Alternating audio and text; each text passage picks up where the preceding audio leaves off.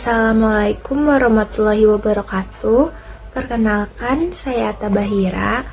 Pada kesempatan kali ini, saya akan mereview buku pengantar manajemen karya Priyono.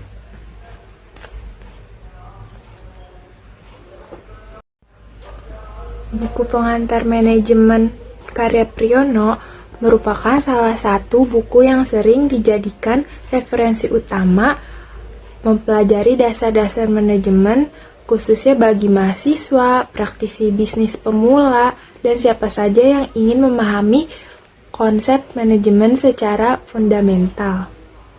Buku ini memberikan pemahaman mendalam mengenai teori, prinsip, dan praktik manajemen yang disampaikan dalam bahasa yang mudah dipahami oleh pembaca dari berbagai latar belakang. Isi buku dan strukturnya. Buku ini terdiri dari beberapa bab yang mencakup seluruh aspek penting dari manajemen. Priyono menguraikan dasar-dasar manajemen melalui 4 fungsi utama manajemen, yaitu perencanaan, perorganisasian, kepemimpinan, dan pengendalian, atau yang kita sering sebut POAC. Selain itu, buku ini memberikan wawasan tentang sejarah perkembangan teori manajemen, peran manajer dalam organisasi, dan tantangan manajemen di era global. Pada bab pertama, buku ini berisi mengenai definisi manajemen. Priyono menyoroti bahwa manajemen adalah seni dan ilmu untuk mencapai tujuan organisasi melalui perorganisasian sumber daya secara efektif dan efisien.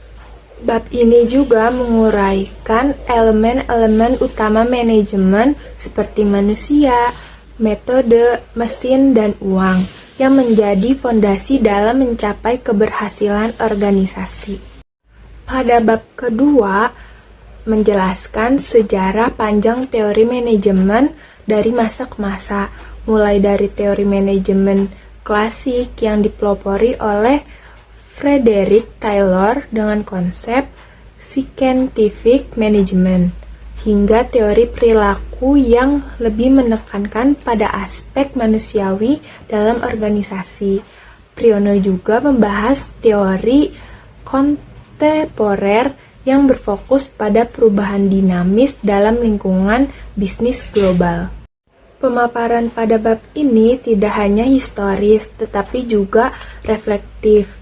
Priyono menunjukkan bagaimana teori-teori manajemen tersebut relevan dan dapat diaplikasikan dalam konteks organisasi modern, terutama dalam menghadapi tantangan perubahan teknologi dan globalisasi. Pada bab 3-5 membahas mengenai fungsi-fungsi manajemen atau yang sering kita sebut POAC, yaitu perencanaan, perorganisasian, kepemimpinan, dan pengendalian. Perencanaan atau planning. Fungsi ini mencakup penentuan visi, misi, tujuan, strategi, dan rencana tindakan. Priyono menjelaskan bahwa perencanaan yang baik adalah fondasi untuk keberhasilan organisasi. Contoh studi kasus diberikan untuk membantu pembaca memahami penerapan perencanaan dalam organisasi nyata. Yang kedua, ada perorganisasian atau organizing. Dalam bab ini, pembaca diajak untuk memahami bagaimana struktur organisasi dibentuk dan bagaimana tugas serta tanggung jawab didistribusikan. Penulis juga membahas pentingnya fleksibilitas dalam struktur organisasi untuk menghadapi perubahan lingkungan bisnis. Yang ketiga, ada kepemimpinan atau leading. Bab ini membahas berbagai gaya kepemimpinan seperti otoriter dan demokratis. Priyono juga menekankan pentingnya motivasi, komunikasi, dan pengaruh dalam kepemimpinan yang efektif.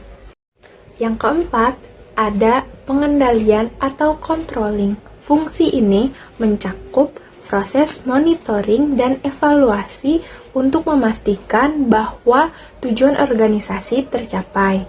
Priyono memberikan panduan langkah-langkah pengendalian yang praktis, termasuk analisis penyebab kegagalan dan strategi perbaikannya. Pada bab terakhir, membahas manajemen dalam era globalisasi. Priyono menjelaskan bahwa globalisasi membawa peluang sekaligus tantangan bagi organisasi. Topik yang diangkat meliputi keragaman budaya, kompetisi global, inovasi teknologi, dan keberlanjutan bisnis. Bab ini sangat relevan bagi pembaca yang ingin memahami bagaimana prinsip-prinsip manajemen diterapkan dalam skala internasional. Setelah ini, saya akan membacakan kelebihan buku dan kekurangan buku pada buku pengantar manajemen karya Priyono ini. Yang pertama, ada kelebihan buku. Nah, apa sih kelebihannya? Yaitu penyajian yang sistematis, struktur buku yang jelas dan logis memudahkan pembaca untuk mengikuti alur pembahasan dari konsep dasar hingga aplikasi praktis. Yang kedua, ada bahasa yang mudah dipahami. Priyono menggunakan bahasa yang sederhana dan lugas sehingga cocok untuk pembaca dari berbagai tingkat pemahaman. Kemudian, ilustrasi dan studi kasus. Buku ini dilengkapi dengan banyak contoh nyata dan studi kasus yang membantu pembaca memahami penerapan teori dalam situasi nyata. Nah, yang terakhir kelebihannya yaitu relevansi dengan kondisi aktual. Pembahasan tentang manajemen dalam konteks global menjadikan buku ini relevan di tengah tantangan bisnis modern. Selanjutnya, ada kekurangan buku. Yang pertama, yaitu pendekatan teoritis yang dominan.